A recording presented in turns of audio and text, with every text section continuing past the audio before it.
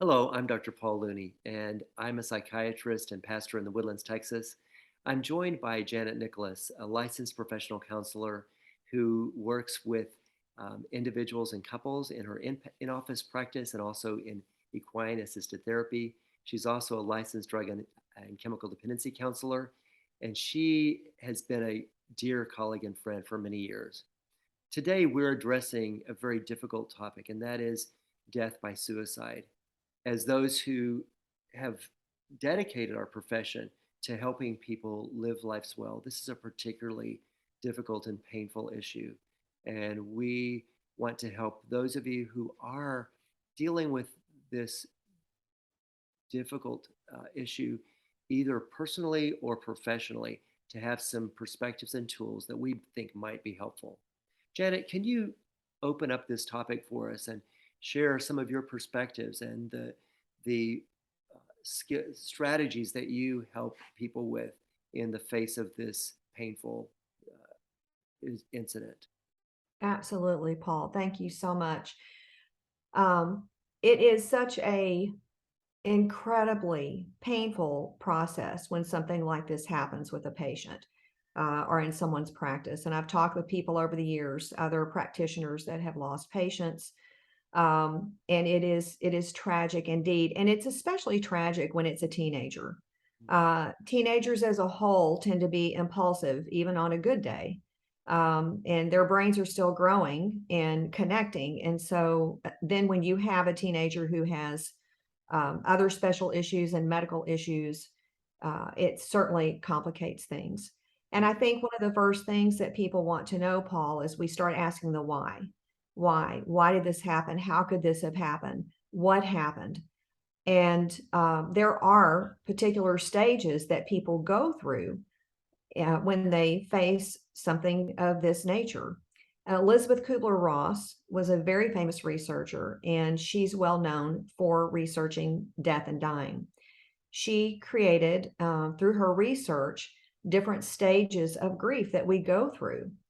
And I'm going to list those out right now. And those are shock and denial first. And by the way, we can go in and out of these stages Mhm. over as long as a period of 2 years. It depends on how well connected we were with the person, but it can be 2 years or even longer when you go through these stages of grief. But there's shock and denial. That's the first stage. Second stage is sadness. The third stage is anger. The fourth stage is bargaining. And then the last stage is acceptance. And then there's another stage, though, that others have added on over the years that Elizabeth Kubler-Ross did not add, and that's the process of forgiveness. Mm. Wow.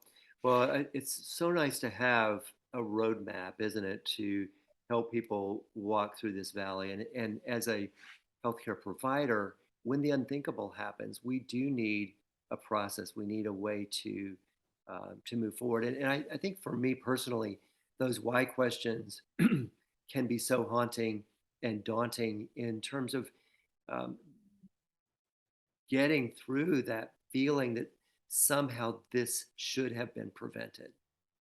Absolutely.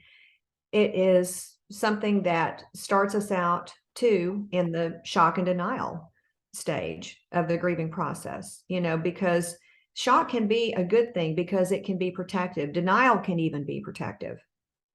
I can see that. I remember when I got the news of my brother's suicide when I was in medical school. I grieved some upfront, but it wasn't until actually I was a little older, when I my brain was more fully formed and I was through medical school, that I really had to do some deep work in recovering from the trauma of his death. Right. So, but that just goes to show, Paul, that sometimes we absolutely cannot predict that this is going to happen. Even healthcare professionals, even therapists, psychologists, we cannot always predict that this is going to happen. And it can leave us with a lot of shock and denial Yeah. and then take us into the tremendous sadness stage. Mm. Talk a little bit about the sadness and what that looks like and how we might be able to navigate those feelings most effectively. Right. Well, the sadness can be incredibly deep. I say that grief is kind of like the ocean. You know, some days it comes in huge waves, Mm, tremendous waves, just like the day of the funeral for a patient. So the grief can be overwhelming. And then other days it doesn't, the waves can be lighter. But that sadness can last for sometimes a day, it can last for weeks. Everybody's experience is very personal and it's very different. There's no right or wrong way to do this, but it can come in the form of tears. It can come in the form of just feeling like I can't move through the day. My sadness is it's just too palpable. mm. Yeah, I think there's a big overlap between sadness and in grief and depression. And I've worked with some people who are dealing with complicated grief who actually um, find themselves going from sadness into depression where they're completely incapacitated, where they're Yeah. completely withdrawn socially.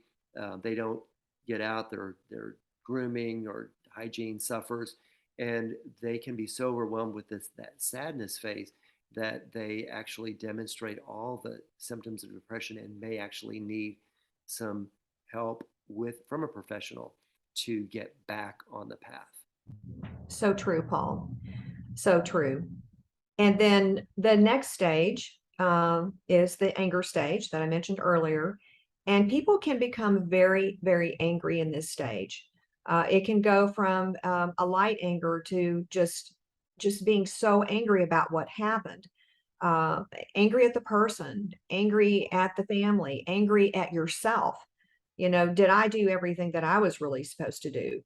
Um, but that anger is sometimes surprising to people, but it is a very normal and natural emotion to go through and to experience. Oh, I think that's such a good thing to point out. I think sometimes we feel bad about our anger, feel that we don't have a right to feel angry at the person who is gone from our experience. Sometimes I think for those of us for whom God is in the picture, sometimes we feel betrayed and angry at God for allowing our loved one to suffer to the point that they would consider such a drastic way to end their pain. Exactly, Paul. So true. So true. And then there's the bargaining stage, you know, and in the bargaining stage, that's where we start asking a lot of the whys, the what ifs, the if only. I hear this so many times from people going through this. If only they would have done this, if only I would have done that, if only the parents would have done this, would we have had a different outcome? And again, it's part of the normal grieving process. And people can really get stuck in that bargaining stage. Hmm. Good point. I think that those questions are inevitable, but we do have to eventually let them go and rather than trying to figure out what could have, should have, might have been, to be able to deal with the reality and come to a place of acceptance, which I guess is that next stage. Right, which is the acceptance stage. And accepting that this tragedy is awful, it's so painful that this has actually happened.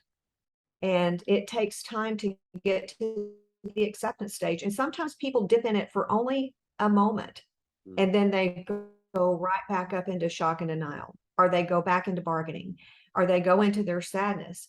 mm, So this is a process that you move in and out. And some people actually tell me they think that is so not true. You are going to go in and out, up and down, in and out, and it is a process, and it is a journey mm. that you need to give yourself permission and give the credence to it. Right. It's just such an important part of what Beautiful. people are going through. Yeah, I so agree. Being patient with the process is one of the biggest challenges, and being willing to be patient with those who are suffering. Um, One of the things that I have learned is that even though it's tempting to avoid pain, especially with those that you love, helping them to address the pain is actually what helps them to move through it and to get over it. That while pain may feel like the enemy, it's avoiding pain that really keeps us stuck and it keeps us from being able to empty out our grief so that we can move forward. Absolutely. So true, Paul. And I encourage people to do that. A lot of times people avoid talking about it because they don't want to upset someone. And it is, you can always say to a person, do you want to talk about it? Mm, I'm feeling the need to talk about it. And then they can respectfully refuse. But it's always good to check in with people. And that's what I encourage my clients to do, or people that come and see me. Ask them, I've been thinking about you. I've been worried about you. How are you doing? Because I know this has been a huge struggle for me. beautiful. You also mentioned forgiveness. Is there anything in particular that you um, use to help people get to that place of forgiveness? Yeah. Well, I think forgiveness is key. It is an important aspect of the process. Sometimes we need to forgive ourselves. If we feel like we did drop the ball somewhere, and Paul, I mean, sometimes as providers, because we're healers, we're helpers, we are here to help people. That's what we're do. That's typically what our passion is. And so sometimes we can look back and say, well, maybe I could have done more. And forgive yourself Mm, for where you may have dropped the ball. But so often I know that it is with me, Paul, that will become a huge guilt trip for me personally as a professional. yeah, And sometimes I give myself too much responsibility that is really not all there. good. So, but I still need to forgive myself. Mm, And and then I think that's just another important stage of the process. sure. But forgiveness can spread out in other ways too. You might want to speak to that. Well, I think that it's tempting to assign blame, and sometimes we might assign another family member blame because they knew something we didn't know, or we want to blame the person themselves for not reaching out. There's a lot of ways that we can look at it, but one of the things that I found in my journey with my brother's suicide and working with other patients and family members is that forgiveness of the person who is gone is really vital. And I know growing up in a home where God was a part of the picture, suicide was something that was a big no-no. And it occurred to me in contemplating my brother's death that his action hit me very hard, and a few other people. And I thought about how Jesus, when he was wounded by the actions of those who put him on the cross, did a very simple thing that I think is very profound, and that is that he went to God on behalf of those who hurt him. And he said, Father, forgive them. They don't know what they're doing. And I realized that for most people who suicide, they don't know what they're doing. They're not in their right mind. And if you've been hurt by someone's suicide, you can do as Jesus did and pray that God will not hold that action against them. And those people who put Jesus on the cross may spend eternity in hell, but not because of what they did to him. I think God answered his prayer, and I believe he answers my prayer for my brother, that would not be held against him. So if you're a person who believes in God and maybe was taught that suicide is unforgivable, um, I believe you can show through your own um, forgiveness of that person who's left you that it is not unforgivable, and in fact we can have hope of seeing that person again. Oh, I appreciate that, Paul. So yeah, forgiveness, it's another one of those stages. And like all the stages, it can deepen over time. All of those aspects of those stages of grief can deepen and grow over time, but there is a way through. It is a journey. It is a roadmap through it. And but you do have to have patience with yourself and patience with the other people around you that are going through it. And it's key. I love that. Well, one of the things that I know you believe in, and I do too, is the power of journaling. And I often encourage people to, if they've undergone a significant loss, to buy a journal specifically for the processing of the pain and the recollection of memories that you can put in that journal to honor the grieving process and to honor the role that that person had in your life. The more deeply you are invested in a person, the more profound the grieving process and the more difficult it is to work through it. Someone shared with me years ago the analogy of losing a home to a natural disaster like a tornado or a hurricane, and the pain of going back to the site of that catastrophe and sorting through the rubble. It would be tempting to just walk away from it and never even look at all the damage. But by sorting through the rubble and facing the pain of what has happened, we can reclaim maybe a photo album or a memento, some family heirloom that otherwise would be lost. And so the pain of grieving is worth the process, allowing us to close the chapter that has ended through death, and then to engage a new chapter. Any other thoughts that you have for our listeners today, Janet? Well, I'm so glad that you brought up the journaling piece because it's vital. And there's also a lot of research about that. And I tell people if they're journaling and they have to write down some really hard things that they just would not want anybody to read, tear out that page, tear it up, or put it in a shredder and let it go. You don't have to worry about it then. You can release it because you have to remember your grieving comes in bits and pieces, and sometimes it's going to come in big chunks. And so that journaling piece is important. But the other piece, Paul, to me is to talk. It's so important to talk. And if you need to talk to someone, please reach out and get help or talk to someone there on staff. But if you need professional help, reach out and get professional help. And do not hold this in. You need to release it. It needs to come out and you need to process it. Beautiful. I was told recently that baby giraffes can walk right after they're born because they need to do that to survive. And baby fish can swim right after they're born because they need to do that to survive. But when the case of humans, what little human babies do right away is to cry out for help because that's what we all need to survive. And this grieving process is something that we need support. We need tangible experience of people who are in our court, who are willing to be that sounding board, to be a shoulder to cry on, to be someone that we can lean on when we need to and reach out to when we're struggling. Absolutely. So we just want you guys to know, your whole team to know that we are with you. We're lifting you up in prayer. We're thinking of you. Our hearts are with you.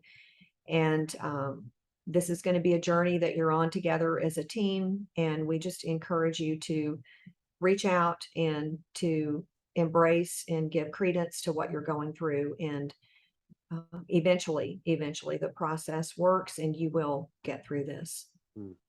Thank you, Janet. difficult and trying as it is right now. Thanks so much. Thank you, Paul.